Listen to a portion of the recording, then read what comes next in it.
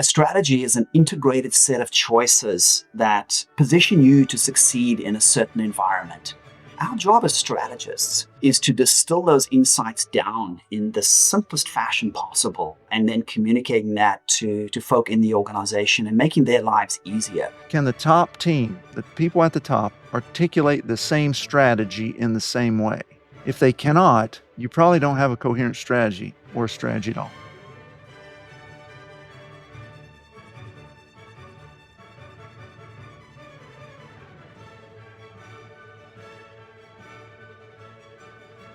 Welcome to Science of Leadership, where we explore leadership both practically and scientifically.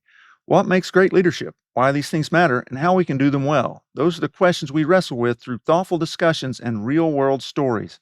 I'm Tom Collins, and as always, thanks for spending time with us as we explore what truly drives great leadership. Today, we're tackling one of the most misused and frankly abused words in organizational life: strategy. It's become something of an incantation. People say our strategy is when they're really talking about tactics, goals, or even just wishful thinking.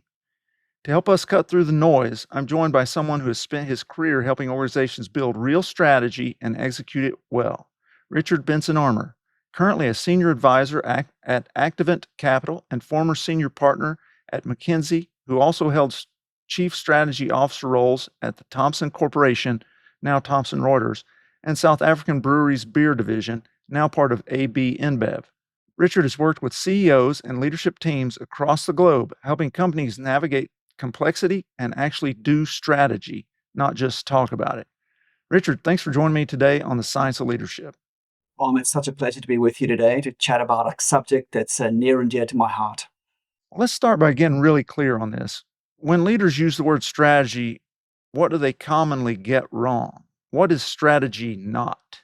Strategy is not exactly as you articulated up front, some wishful thinking. It's not a specific goal. A strategy is not to become the number one in the world or to grow my market share to 30%. It's also not a very detailed plan or a budget. A strategy is much more than that. Tom, to me, a strategy is an integrated set of choices that position you to succeed in a certain environment. Essentially, what it should be doing is building on those competences, the capabilities, the assets that you have that uniquely position you in that market. And it includes very clear trade-offs, things you will do, but importantly, things that you won't do. Yeah, that's helpful.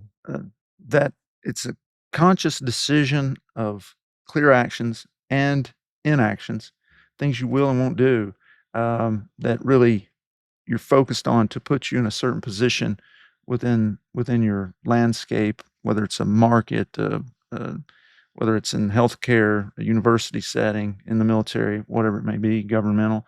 I've spent a lot of time studying strategy, both formally in graduate school courses, but also reading books in my own time. And there's this book you may have read by Richard Rummelt, Good Strategy, Bad Strategy. He's an emeritus professor at UCLA, and he's written extensively on strategy, as I'm sure you know, but he defined real strategy as being comprised of three things. The first was diagnosis of the problem. So what are you trying to overcome? The second was a guiding policy, which is this overarching policy or method for overcoming that problem. And number three, coherent actions. So a set of coordinated, integrated steps that work together to carry out that guided policy. Love it. When I was at McKinsey, Tom, we used to just obsess about three steps and honestly just different words for the same thing. Number one, we used to obsess about understanding the environment, very specifically, where did our clients compete and where were they operating, in which particular parts of a market, geographic or value segments of a market. Secondly, we really wanted to understand how markets had evolved and where they might evolve over time. And we spent a lot of time worrying about profit pools because profit pools are where the money are. And you want to make sure that you're focused on those large opportunities. And then we wanted to very honestly hold a mirror up to our clients and critically assess what their competences were, what were they good at, and where were others perhaps better positioned. So that was number one, understanding the environment. Number two, we would really worry about defining where to compete. Which particular part of the market did you want to go after? And thirdly, specifying how to win. So understand the environment, define where to compete, and specify how to win. That's how we approached it. So, as I said, slightly different words to Professor Rumelt, but same basic concept. Yeah, and that that gets so much at what we're talking about here with what strategy really is. It's this it's a conceptual framework of how you're going to approach this problem, this singular problem that you're going to overcome and how you're going to do it. Thanks for expanding on Ronald's work there. Just a bit ago, you had brought in a vital part uh, to this conversation. You talked about things that strategy isn't, and you included things like it's not a high level vision or mission kind of statement thing. It's not a specific goal or aspiration. We're gonna, be number one in the world, or it's it's not even necessarily a budget, a roadmap, or things like that. Also, it's not a list of unrelated things. There are a couple of things also that I was thinking about to add to that list if I could tack those on. It's a little bit funny on one hand, and then it's sad on the other, but the one of the ones that I would add is it's not fluffy motivational slogans or buzzwords. There's so much about that. Like, I feel like, I mean, I know a lot of people in C-suites and things, and they're all well-intentioned and bright people. And I feel like either in the books that they're reading, or maybe if they've done an MBA or something of that nature, there's some course out there, some training they get that says just stick strategic in front of any word, and it'll make you seem like you know what you're talking about. Strategic planning, strategic budgeting, strategic thinking, strategic this, that. And so it's just this buzzword that really doesn't mean anything.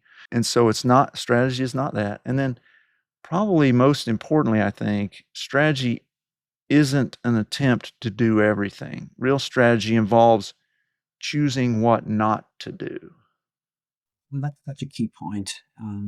Businesses, just like people, have finite resources, be that money, time, the ability to focus on certain things. And if you're not making those deliberate choices, those trade offs between what you will do and what you won't do, honestly, the chances of success are significantly limited. We have to be very careful. I think the choice about deciding what not to do also links into the ability to move in a new direction. Organizations, just like people, are very resistant to change. And quite often, strategies will come in and challenge the status quo. They'll challenge the power base in an organization. None of us like change. None of us like losing power. So the question becomes, how do we deliberately say we're not going to do it without alienating the organization? And I think part of that is, things like systems and processes to support it. But your point around, what we will do, what we won't do, absolutely key for success implementing strategy at the end of the day. And honestly, in formulating and deciding what you won't do is a key step. You're just hitting on something there that I think is so vital, this idea of buy-in, right? When people introduce strategy that is a change to the status quo, it pushes people outside of their comfort zone. And what is it? Something like 70% of change initiatives fail, right? And I think that the biggest reason for that probably is that they didn't get the buy-in that they needed to make it Yeah. successful. Probably second to that is they didn't actually have a good plan to make it happen. But this concept of buy-in is a part of that to such a critical degree. And so I appreciate you bringing that point up. There's one thing that I would do that might be helpful to folk listening in is, we often used to talk about solving the problem and solving for impact. Solving the problem is an intellectual exercise, and you can go through it and you can run the numbers and you can figure out where you want to go, and it's very logical in many ways, creative but logical nonetheless, built off a solid fact base. And then solving for impact was all around, okay, fantastic, I've got this. Now, how do I make it real? What is it that I need to do to deliver the impact at the end of the day, align the organization, what systems, what processes, am I shifting the budget in the right places, things like that. So love what you're hitting on. And again, solve the problem and solve for impact. To me, two separate things, but completely related in the development of a single successful strategy. Brilliant. I like that. I'll have to remember that one. Let me pause here for a second and remind our listeners that my book, The 4 Stars of Leadership, is now available on Amazon, Barnes & Noble, and essentially all online outlets. It's getting rave reviews, and I'm certain you will find it not only informative, but also inspiring. So I hope you'll order your copy today. Now let's get back to this interesting conversation. Well, In a storied career like yours, I'm sure you have thousands of examples and stories that you could use of what real strategy looks like. But could you share one that really encapsulates it for us? Yeah, one, that's tough. Let me give you a couple as we go Couple's through, fine, Tom, yeah. and pick those out. And a couple of stories that I really like because it does talk about the elements of strategy and the articulation and the deliberate shifting to a new way of working. So the first example comes out of the Thomson Corporation, the pivot from newspapers into digital media over time. Dick Harrington, someone I respect and trust tremendously, was the CEO of the Thomson Corporation. At that point, the world's largest operator, very profitable operator of regional and local newspapers. And in the late 90s, Dick was looking at the landscape, sitting on top of this pile of cash in this machine that just kept throwing out profits time after time. And he looked at the rise of the internet and digital media, and he looked at the rise of the knowledge worker. And those two things are completely related in many ways. And Dick came to the conclusion that print-based, consumer-focused media through newspapers was not the way to win in the future. And he went to the board and put forward a very bold proposal, which was to focus going forward on knowledge workers and to focus on B2B media, not B2C, because business to business media was more profitable than business to consumer, and focus on knowledge workers. And he compellingly laid out for the board the case for change. And within a space of weeks, the company pivoted. They landed up selling 54 daily newspapers, 75 community based newspapers in the space of less than a year, and shifted into B2B information services. And Tom, I was fortunate enough to be Chief Strategy Officer at the Thomson Corporation for a number of years and worked very closely with Dick and the team on a host of things. But driving the shift from print to digital was a core part of what we did. Focusing on knowledge workers, doctors, lawyers, investment bankers, scientists, and giving them the tools that they needed to do their jobs. We used to obsess about workflow and what does someone do 2 minutes before they touch our product and 2 minutes after. And we would just expand. And, Thomson grew to be the largest information services provider in the world from a relatively modest background. So I thought that was a terrific example where Dick took stock of the industry, where things were, deliberately made a set of changes, and they got rid of things they didn't want to do, even though they were very profitable. So nice example. Second one, and it's probably fine to share this now because the strategy has run its course, is the global roll-up in the brewing industry. And beer for the longest time was a very local business. The product went off. Yes, pasteurization and refrigeration changed that, but it was a regional business as recently as the 1990s. Heineken might claim to be, a global brewer, but essentially they were a collection of multi-local businesses that operated. Little Belgian brewer, a company by the name of Interbrew, had fantastic global aspirations, and they stepped outside of Belgium. They made an acquisition of Labatt Breweries of Canada. And the combination of Labatt and Interbrew, called Interbrew in those days, had the princely total of 2% of the global market. And Tom, they were number 4 in the world.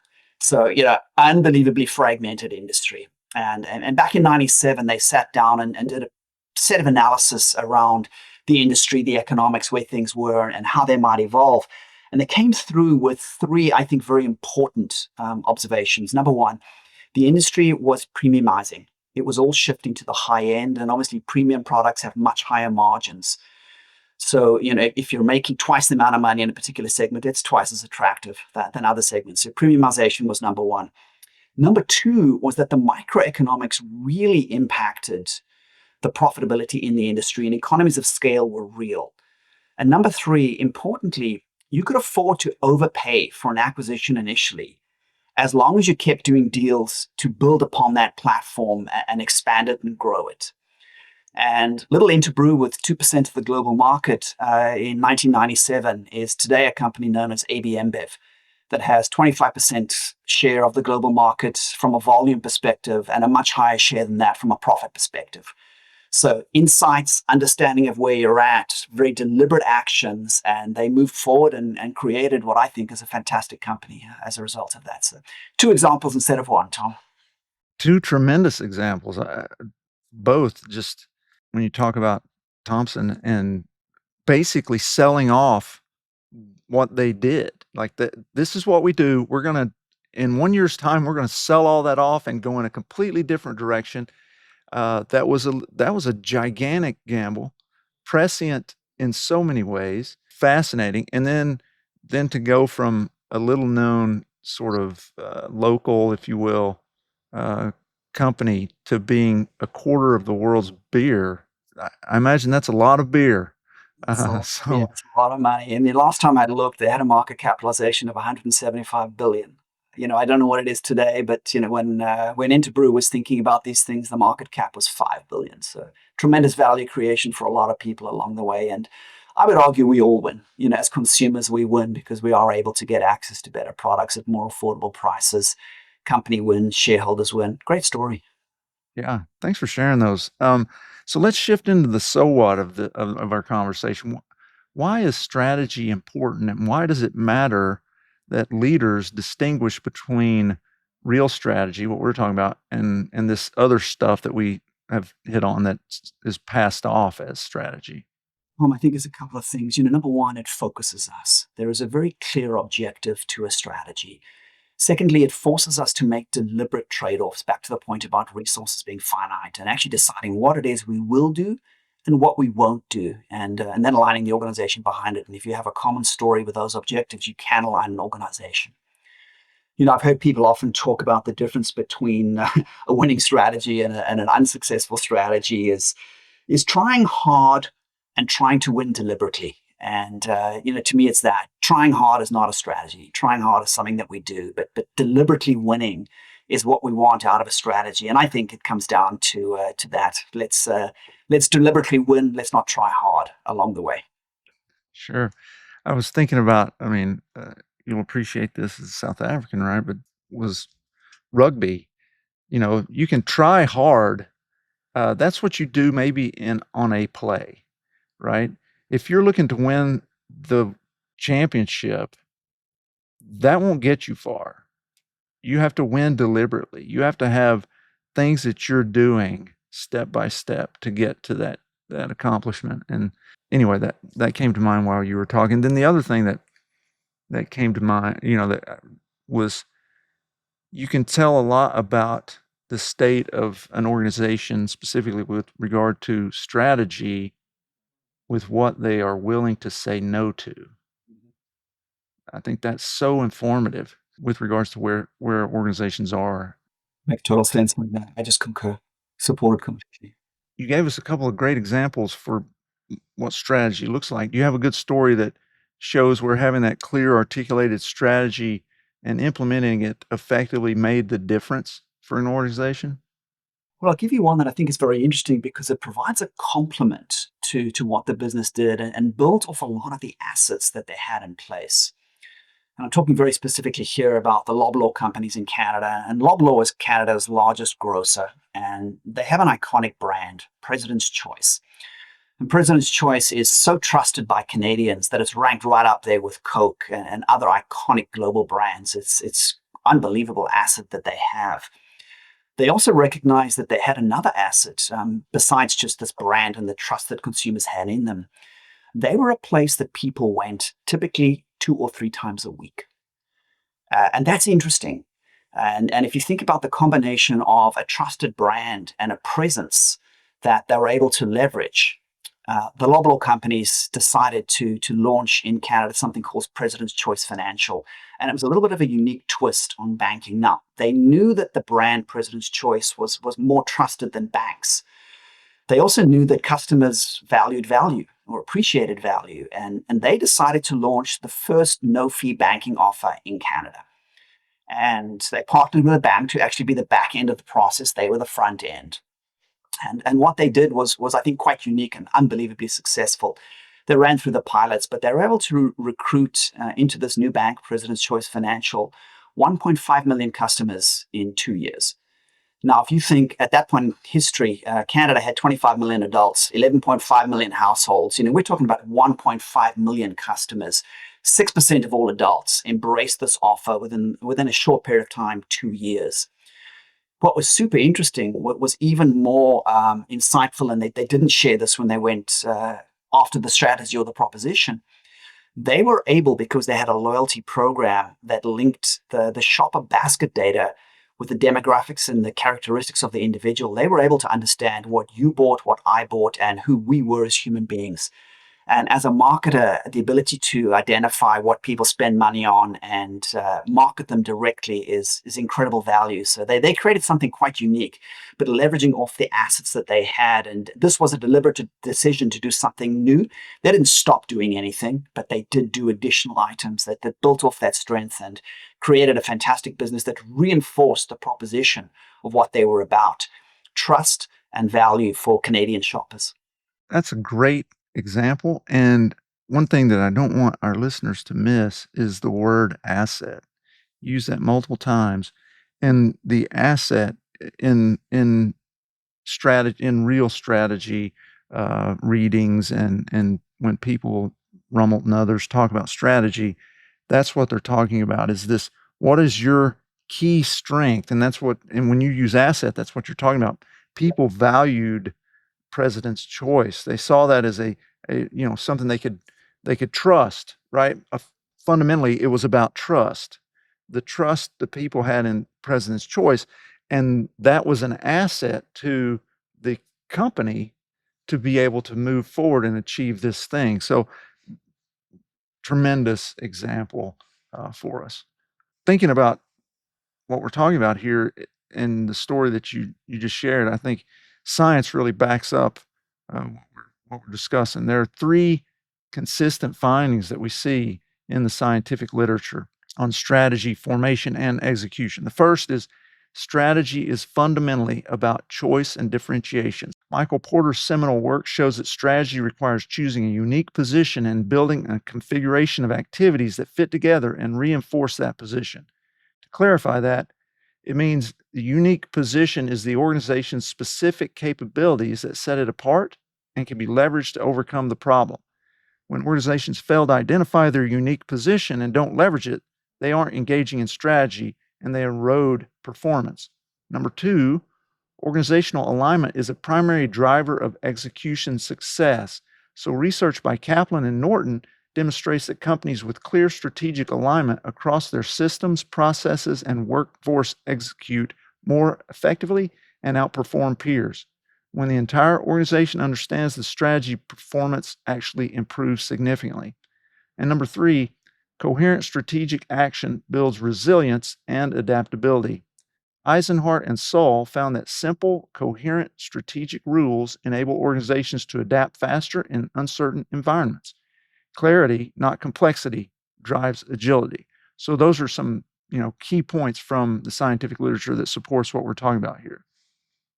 You're quoting the strategy gods. When that work came out, late 80s in the case of Porter's work, early 90s in the case of Norton and Kaplan, as relevant today as it was back then. Just foundational work. And, as folk have listened to us talk, the same core principles apply today. And, we still use them actively as we go through strategy. We should probably dwell on that point for a moment. Norton Kaplan's work around aligning the business, the organization around the achievement of the strategy. We spoke a little earlier about solving the problem, solving for impact. So key. There is the old adage, and you've heard this a million times, I'm sure, that, culture eats strategy for lunch. Yeah, that's true, but that's only because you're not solving the second part of the question. So solve the problem, the strategy, solve for impact, the cultural part, and make sure that all the systems are working in the same direction. And I do love the work that Eisenhart did on strategy under uncertainty as it goes through, because what she's doing there very simply is she's creating heuristics, little rules for people in the organization to make those trade-off decisions between what they will do and what they won't do. And love it. I think it's super important. And little aside, Tom, as we go through, quite familiar with that work.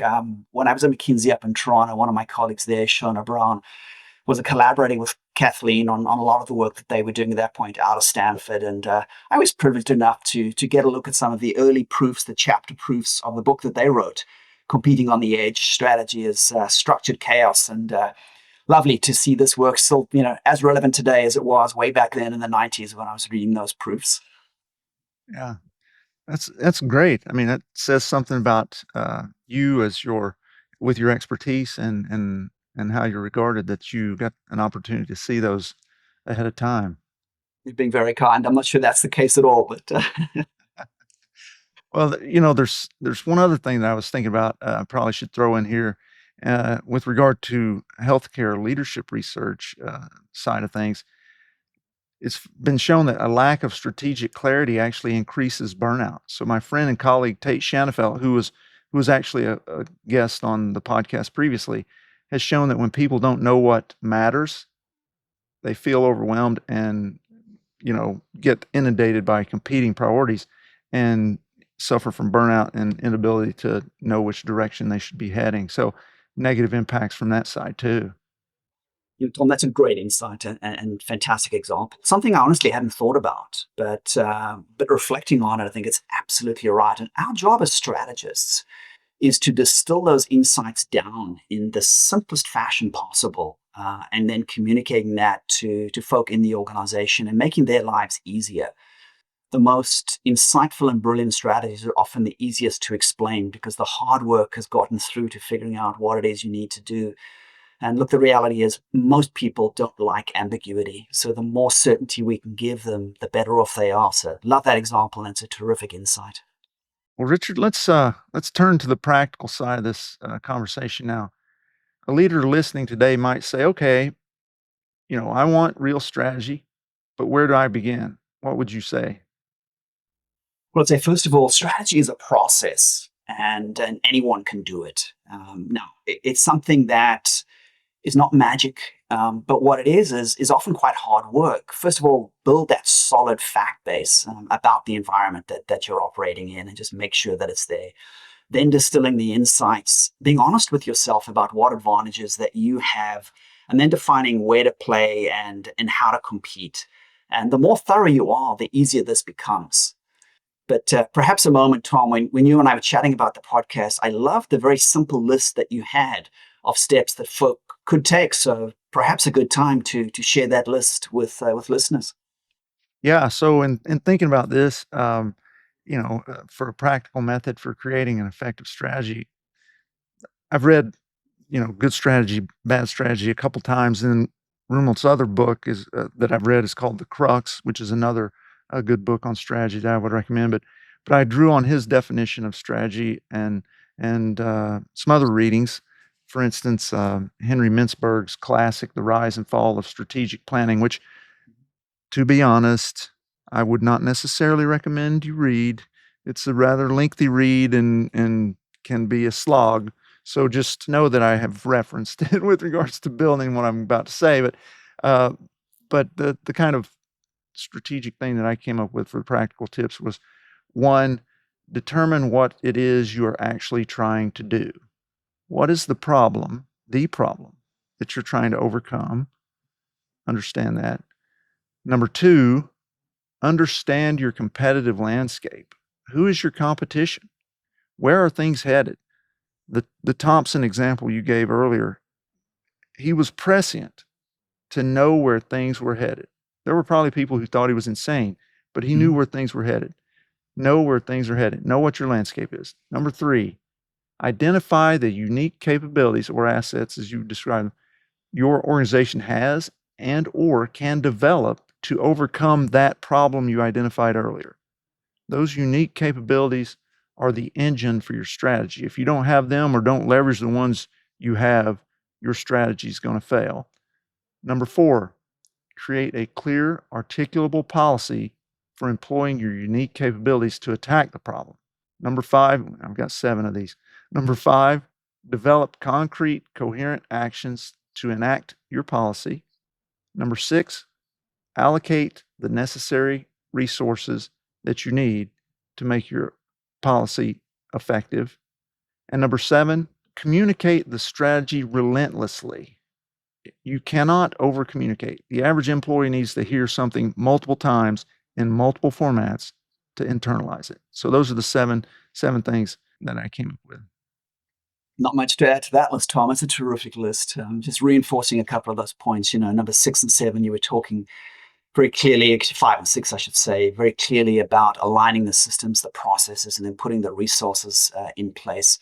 Some terrific research that McKinsey did I find quite interesting, and this is on large corporations. But what they found was that simply shifting 5% of a budget was enough to differentiate the winners from the losers, so to speak, in strategy. So it's a case of putting sufficient resources there, but it's not throwing out everything that you've done before. It's really just shifting direction slightly, and 5% was the number they came up with, and terrific research. Let me add one, though, for all of our listeners along the way, and that is really building the mechanisms in to monitor progress over time so that you can adapt. The reality is we live in a complex world. Things change all the time. Competitors take actions we might not have anticipated. Regulators pass laws that we might not have thought about beforehand. New technologies come out that we perhaps didn't know about. And it's really important to learn to adapt over time. And here we're talking about refinements to a strategy as opposed to a complete wreck and rebuild. Wreck and rebuild may be appropriate if there's sufficient change, but most times it's just a refinement. And if you have a strategy, typically they endure for 3 to 5 years if you've got this right. This is not something that's short term. 3 to 5 years, I think, is pretty typical. And the belief that you're going to go in a straight line between A and B over a 5-year period, that is not going to happen. So build in the ability to adapt as time goes along. Those are tremendously helpful insights, Richard. And you just hit on something. I've just started working on a paper on nonlinearity of successful careers, and that you just hit a button when you were talking about that this idea that it's just going to be this straight linear thing is not really not reality. So anyway, that brought that to mind. Another thing that I was thinking about as I was preparing for our conversation and thinking in general about strategy, about a method that a person, a group, an organization, whatever it might be, could use to identify if they actually have a real strategy. And so in trying to do that, I came up with 3 questions that I think create a test of sorts. So the first is, can the top team, the people at the top, articulate the same strategy in the same way? If they cannot, you probably don't have a coherent strategy or a strategy at all. Number 2, are resources, that's time, talent, capital, you mentioned that, allocated in a way that reflects a small number of directional choices. Directional choices in this regard is getting back to this idea of what is an organization, willing to invest in versus not. And the third, it's tied to that, is the organization saying no to good ideas because they're not part of the strategy? If the answer is no to any of those, the organization doesn't really have a real strategy. Those are 3 terrific questions. Do we have alignment? Have we committed sufficient resources? And are we actively taking decisions to stop doing things to allow us to do new things? Terrific list, Tom. Richard, I like to end episodes with one final question. And you've spent decades helping leaders build real strategy. What's the one piece of advice you want to leave every leader who's listening? Strategy is not magic. It's often hard work, but it's unbelievably rewarding, and it's essential. And just as the woodsman has to stop to sharpen his axe to move forward more quickly and more efficiently, so too do you as a leader have to take the time to sharpen your strategy so that the organization can move forward more quickly and more efficiently. Strategy is not a choice. It's an imperative, and it's your responsibility as a leader to facilitate and lead the process to develop winning strategies. Perfectly said. Richard, thank you for joining us on The Science of Leadership. Tom, it was a pleasure and joy to be with you today. Thank you for joining us on this episode of The Science of Leadership. We hope today's discussion has inspired you and given you valuable insights to help you become a better leader. Remember, leadership is about helping those we lead do great things. It's a journey of continual growth and learning. When we embrace that journey with curiosity, courage, and humility, we can confront challenges, overcome barriers, and foster environments where everyone can succeed. If you enjoyed today's episode, be sure to follow or subscribe, leave a comment, and share it with others who are passionate about leadership. Until next week, keep leading with character, competence, caring, and communication. This is Tom Collins. Let's keep growing.